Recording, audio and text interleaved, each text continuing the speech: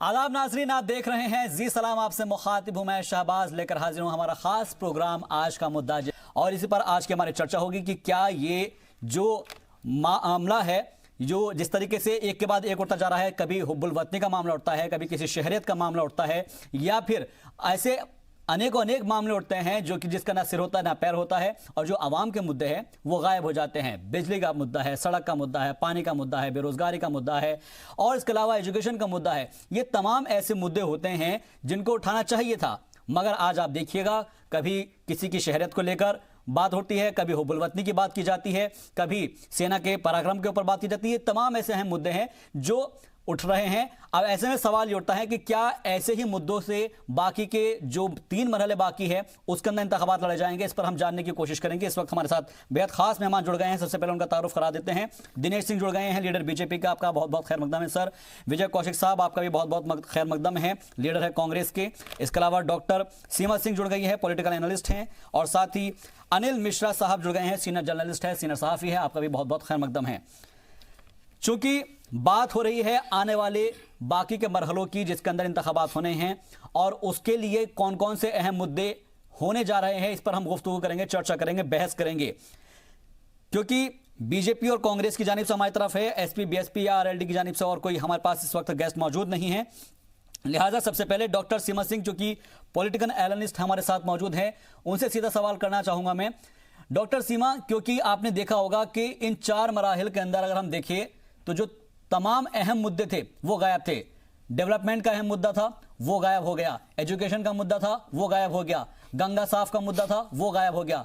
आज किन मुद्दों पर इलेक्शन लड़ा जा रहा है, इंतखाबात लड़ा जा रहा है? हुब्बुल वतनी पर, राहुल गांधी की शहरियत के ऊपर, इसके अलावा कौन सेना का ज्यादा सम्मान करता है, कौन सेना के ऊपर ज्यादा सवाल उठाता है, ये सब चल क्या रहा है? देखिए, जब भी कोई इलेक्शन आता है तो हर इलेक्शन का कोई ना कोई एजेंडा या नैरेटिव सेट किया जाता है, और ज्यादातर इलेक्शंस में वो नैरेटिव अपोजिशन सेट करता है। जैसे अगर आपको याद होगा 2014 का इलेक्शन, तो उसमें मोदी जी ने एक नारा दिया था, सबका साथ सबका विकास। वो एक उस समय के इलेक्शन के लिए एक नैरेटिव था जो अपोजिशन में होने के नाते एनडीए ने सेट किया था। लेकिन अगर आज आप 2019 के इलेक्शन की बात कीजिए तो सबसे बड़ी जो मुझे विपक्ष की विफलता, तो अगर हम पूरे तौर से नहीं कहेंगे, लेकिन काफी हद तक विपक्ष इस इलेक्शन में कोई भी पॉजिटिव नैरेटिव क्रिएट करने में कहीं ना कहीं असफल रहा है। अब यहाँ पे क्या हो रहा है कि सरकार के पास, क्योंकि जो निगेटिव नैरेटिव अपोजिशन ने क्रिएट किए वो रूलिंग पार्टी को सूट करते हैं, तो रूलिंग पार्टी ऑब्वियसली, चाहे वो राष्ट्रवाद का मुद्दा हो, चाहे वो अभी जैसे आपने देखा राहुल गांधी की राष्ट्रीयता का मुद्दा हो, या इसी तरीके के कोई और भी मुद्दे हों, उन पे वो निश्चित तौर पे, जैसे अभी आज हमने मसूद अजहर का मुद्दा देखा, तो ये तो जो है रूलिंग पार्टी अपनी एक ग्रैंड सक्सेस के रूप में डेफिनेटली प्रेजेंट करेगी। और इसको हम ये भी नहीं कह सकते कि ये मुद्दे गौण है। राष्ट्रीय सुरक्षा का मुद्दा, राष्ट्रभक्ति का मुद्दा, ये सेकेंडरी नहीं हो सकता, लेकिन इन मुद्दों के साथ जिन और मुद्दों को भी उठाया जाना चाहिए था, वो मुद्दे या तो अपोजिशन उठाने में असफल रहा, या फिर कहीं ना कहीं हम ये मान लें कि रूलिंग पार्टी का जो भी डेटा है या जो भी उनका डेवलपमेंट है उसको काउंटर करने में कहीं ना कहीं अपोजिशन असफल रहा है। तो ये भी आप कह सकते हैं कि अपोजिशन ने भी शायद उन चीजों को मान लिया है। ठीक है, ये चीज हम जानना चाहेंगे विजय कौशिक साहब से, क्या अपोजिशन ने यह मान लिया है कि जो अहम मुद्दे थे वो आप भी नहीं उठा पाए हैं, और यही वजह है कि जो इस वक्त सत्ता में लोग हैं वो सब जो है दूसरे मुद्दे बना रहे हैं जिसके अंदर आप जो है कहीं पर फंस गए हैं? देखिए, सबसे पहली बात तो ये कि आज का जो समय है उसके मुताबिक जो प्रचार तंत्र है, भाजपा उस पर बेहिसाब पैसा खर्च कर रही है, और ये जनता का पैसा है। 4600 करोड़ रुपए तो केवल मोदी जी ने अपने प्रचार पर चुनाव से पहले ही खर्च कर दिए थे, जो कि देश की जनता का पैसा था। रही बात, कांग्रेस आम जनता के लिए संघर्ष करने वाली एक पार्टी है और जमीनी मुद्दों को उठाती रही है, लेकिन जहां लड़ाई एक धन बल और एक संघर्ष करने वाली पार्टी के बीच हो तो वहां कई बार मुद्दे जो पार्टी उठाती है वो कई बार नजर नहीं आते। लेकिन ऐसा नहीं है। इसका सबूत ये है कि आप कांग्रेस का घोषणा पत्र देखिए, गरीबी पर वार 72,000 पूरी योजना ये जो तैयार की गई है आर्थिक विशेषज्ञों की मदद से की गई है, जो देश की अर्थव्यवस्था चौपट पड़ी है। जब इसमें 72,000 एक गरीब आदमी के पास आएगा तो दुकानदार के पास जाएगा, व्यापारी के पास जाएगा, पूरे देश की अर्थव्यवस्था में एक नई जान आएगी।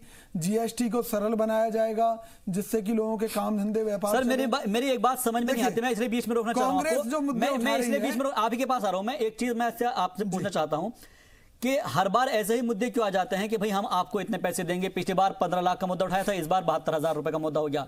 मेरे समझ में ये बात क्यों नहीं आती कि हर कोई पार्टी ये क्यों नहीं कहती कि हम आपको रोजगार देंगे, आप रोजगार से अपने पैरों पर खड़े होइए। कांग्रेस ने कभी ये नहीं कहा कि हम किसी को मुफ्त में कुछ देंगे। कांग्रेस ने एक बड़ा सीधा सा सिस्टम किया है कि भाई 12,000 तक की एक कम से कम एक गरीब परिवार को सैलरी मिनिमम मिलनी चाहिए। अगर किसी कारणवश नहीं मिल पा रही तो देखिए यही हमारा संविधान क्या कहता है कि रोटी, कपड़ा और मकान जो आम आदमी की मूलभूत आवश्यकताएं हैं उनको पूरा करना सरकार का फर्ज है। कांग्रेस तो जो सरकार का फर्ज है उसे निभाएगी और देश के प्रत्येक नागरिक को स्वावलंबी बनाकर, रोजगार युक्त बनाकर, देखिए जैसे 24 लाख नौकरियों को भरने का लक्ष्य रखा है कि एक साल में हम 24 लाख नौकरी देंगे। इसके अलावा जो प्राइवेट सेक्टर है उसको बढ़ोतरी देकर जो युवा वर्ग ने, ठीक है, ये आपका चुनावी जो मंशूर हो सकता है, जुमला नहीं है। ठीक है, देखिए मैं सिर्फ एक बात और कहना चाहता हूँ। नहीं, मैं जुमला नहीं है, मंशूर कह रहा हूँ कि जो आपने जो आपका मैनिफेस्टो है उसको बता रहा हूँ मैं। हाँ बिल्कुल, मैं ये कहना चाहता हूँ कि इन्होंने 2 करोड़ रोजगार हर साल देने की बात कही थी, उसमें फेल रहे। शुद्ध हवा, पानी, ये चीज मैं पूछूंगा, मैं ये बीजेपी से लीडर से पूछूंगा, ये सवाल पूछूंगा मैं। जी ठीक है, आप कुछ कहना चाह रहे थे सीमा जी? शाहबाज जी, मैं इनसे सिर्फ अभी आपने जो बात बोली उसी को हम आगे बढ़ाना चाह रहे हैं कि आप 60, 65, 70 साल राज करने के बावजूद अगर रूलिंग पार्टी ये कह रही है कि हम 72,000 हर परिवार को देंगे, तो मुझे तो लगता है ये अपने आप में सरकार की 70 साल के काम की एक बहुत बड़ी असफलता है। इतनी बड़ी आबादी, आज भी आप मान रहे हो कि आप उसको 12,000 रुपए महीना कमाने लायक नहीं बना पाए, और आज भी आप रोजगार की बात नहीं करते हैं। आप उनको फ्री में क्यों देना चाहते हैं? बोलिए ना, हम आपको लोन देंगे, हम आपको काबिल बनाएंगे। ठीक है, मैं आपके पास आऊंगा, मैं कौशिक जी आपके पास भी आऊंगा, लेकिन दिनेश सिंह जी, अब चूंकि मुद्दे ये नहीं रह गए हैं, डेवलपमेंट को लेकर आप आगे बढ़े थे, विकास का मुद्दा था और विकास का नजरिया था कि सबका साथ सबका विकास, जिससे सीमा जी ने बताया, उसी को कहकर आप आगे बढ़े थे। लेकिन आज बात हो रही है राहुल गांधी की शहरियत की, आज बात हो रही है कि भाई हुब्बुल वतनी किसकी सबसे ज्यादा है, देशभक्त कौन है, राष्ट्रभक्त कौन है। कोई इस बारे में बात नहीं कर रहा कि जो बच्चे पढ़ नहीं पा रहे हैं, एजुकेशन की बात कोई नहीं कर रहा है, बेरोजगारी की जिस तरीके से कौशिक साहब ने उठाई है बात कि बेरोजगारी लगातार बढ़ रही है, उसकी बात कोई नहीं कर रहा है। आखिर क्यों इन मुद्दों को जो है ज्यादा तूल दिया जाता है, और क्या यही मुद्दे जो है फिर से कमल खिलाएंगे?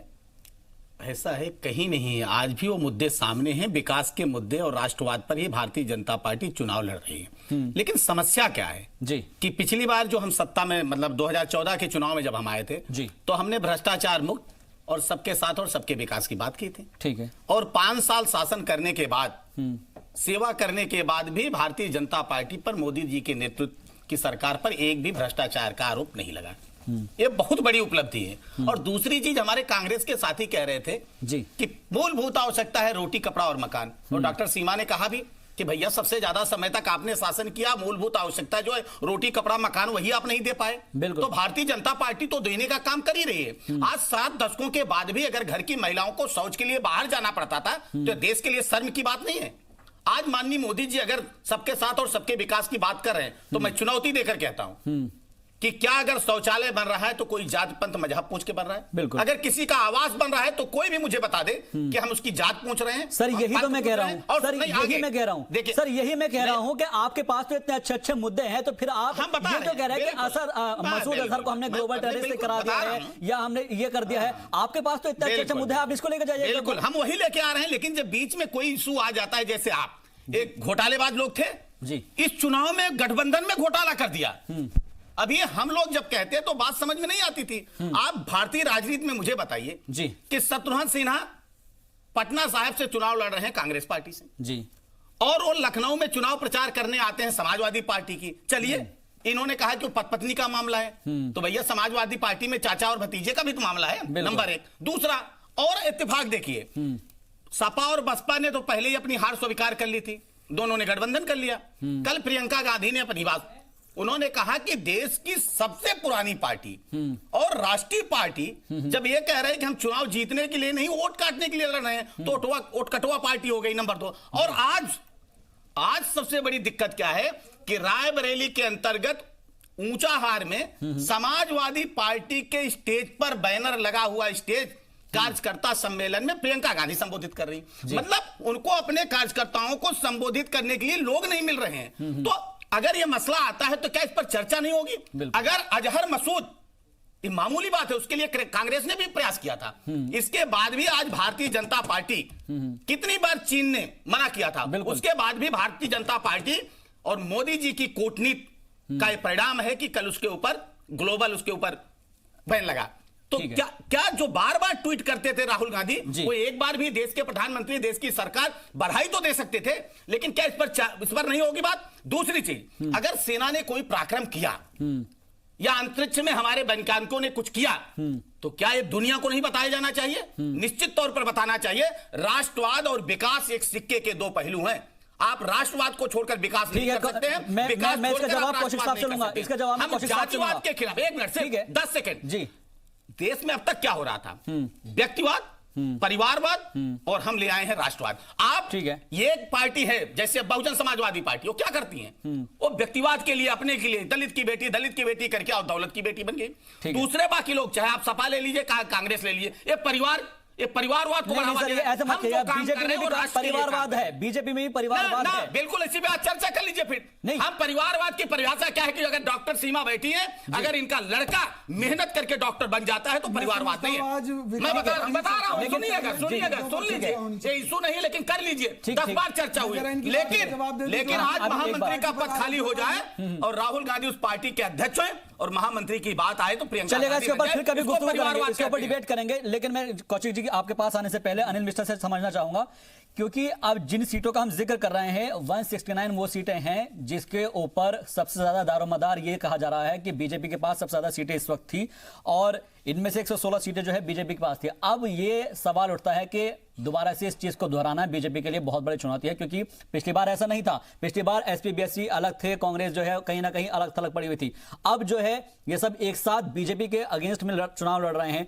कितना नुकसान होता नजर आएगा बीजेपी को अगर ऐसा, क्योंकि जो 169 जो अब बची है वही सबसे अहम सीटें इसलिए कह रहे हैं क्योंकि यही सीटें 272 प्लस के अंदर हो सकती है। बिल्कुल ठीक कहा आपने। देखिए, पिछले चुनाव में और इस चुनाव में अगर आप तुलनात्मक अध्ययन करना चाहते हैं, देखना चाहते हैं, तो निश्चित रूप से देखिए जिसके ऊपर आप मेन आपका फोकस है कि 169 संसदीय सीटों का चुनाव बचा हुआ है, जिसमें से जो भाजपा ने 116 सीटें उसमें पाई थी, तो इस बार वो पाएंगी कि नहीं पाएंगी, जहां तक उत्सुकता जानने की यही है, चर्चा का विषय एक तरह से यही है। तो लेकिन इसमें अंतर देखिए, पिछली बार यही बीजेपी जो 116 सीट पाई ये विपक्ष में थी, और विपक्ष में रहकर आरोप जो पिछले 10 साल का शासन था, यूपीए का शासन, उसमें जितनी कमियां थी, जो भी आरोप लगे थे, भ्रष्टाचार एक बहुत बड़ा मुद्दा था और देश के विकास पर जिस तरह से प्रश्न चिन्ह लग रहा था, सही था गलत था वो बात की बात है, लेकिन यहां समझने वाली बात है कि उस वक्त विपक्ष के पास, मतलब भाजपा के पास कुछ खोने को नहीं था, सिर्फ पाने का प्रयास था, और उस पाने के प्रयास में उन्होंने जितना भी बढ़ चढ़कर मेहनत प्रयास किया, उसमें आरोप भी लगाए, कमियां भी गिनाई, और उसके तहत जब वो बढ़े तो देश की जनता ने कहीं एक बदलाव महसूस किया।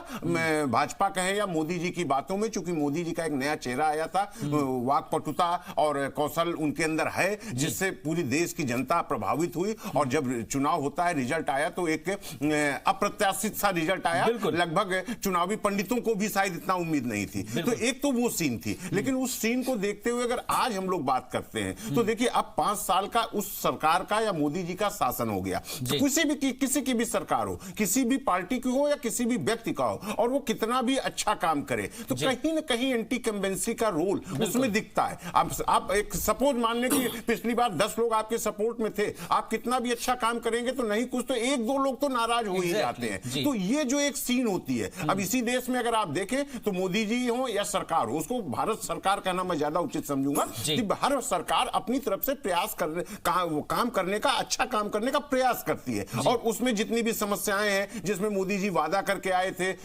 भाजपा वादा करके आई थी, बहुत हद तक उन्होंने प्रयास किया, लेकिन ये कहा जाए सब कुछ हो गया, सफल हो गया, तो ऐसा भी नहीं, क्योंकि जनता की जो एक उम्मीदें होती हैं, जो आकांक्षाएं होती हैं, बहुत ज्यादा हो जाती हैं। तो उस वक्त कही गई बातें, अब जैसे विपक्ष के पास बहुत सा आरोप है कि आपने वो 2 करोड़ की नौकरी का वादा किया था, 15 लाख रुपए, पता नहीं क्या क्या इस तरह की बातें, तो कहीं ना कहीं तो विपक्ष घेरने का प्रयास करेगा, लेकिन सत्ता पक्ष अपनी अच्छे कार्यों की, जो अभी तक नहीं हुई थी, जिसको इस सरकार ने किया, तो उसको बताकर जनता में एक नई उम्मीद, नया विश्वास या भरोसा बनाने का प्रयास करेगी। लेकिन जनता के ऊपर यह होता है कि अगर आप बिल्कुल निष्पक्ष होकर, हम आप पत्रकार की हैसियत से देखें तो थोड़ा सा राजनीतिक स्थिति भी पलट गई है, जहां पिछली बार जो एक सत्ता पक्ष यूपीए था उसके खिलाफ जब मोदी जी आए तो लगभग विपक्ष का एक पूरा समूह एक साथ खड़ा हुआ था। लेकिन आज मोदी जी के अगेंस्ट जिस तरह से विपक्ष शुरुआती झटकों में अगर आप देखें दिसंबर के चुनाव में 3 स्टेट में जो हिंदी भाषी बेल्ट में होते हैं,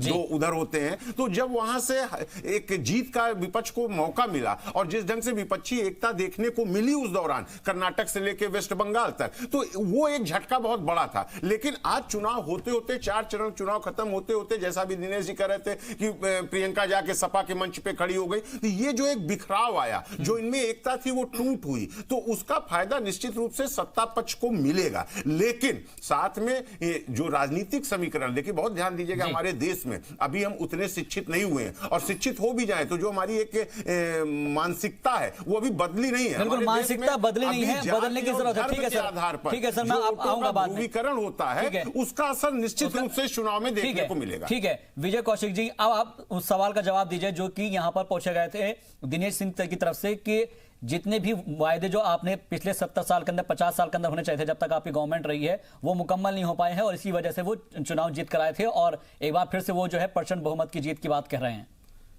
ये लोग देश को गुमराह करने की बात करते हैं। कांग्रेस के नेताओं ने हमेशा देश के लिए काम किया, देश के लिए अपनी जान दी, चाहे वो जवाहरलाल नेहरू जी हों, चाहे वो इंदिरा गांधी जी हों। देश के लिए विकास के जो आयाम स्थापित किए वो कांग्रेस ने किए। 49 वर्ष के शासन में कांग्रेस ने, चाहे वो हरित क्रांति की बात हो, श्वेत क्रांति की बात हो, मेडिकल कॉलेजेस खोलने की बात हो, हॉस्पिटल्स खोलने की बात हो, और उसके बावजूद भी 72,000 रुपए देने पड़ रहे हैं। क्या चीज? उसके बावजूद भी 72,000 रुपए। उसका कारण यह है कि 5 साल में इन्होंने अर्थव्यवस्था को इतना ज्यादा चौपट कर दिया कि आज चाहे वो तो बात कर रहे हैं कि हम तो विकास देखिए उसे मैं साबित भी करूंगा। हाँ। लेकिन मैं जो इन्होंने एक परपंच फैला रखा है, एक जो साजिश के तहत ये जिस तरह की जुमलेबाजी कर रहे हैं उसे बेनकाब करना जरूर चाहता हूं, क्योंकि देश हित की बात है।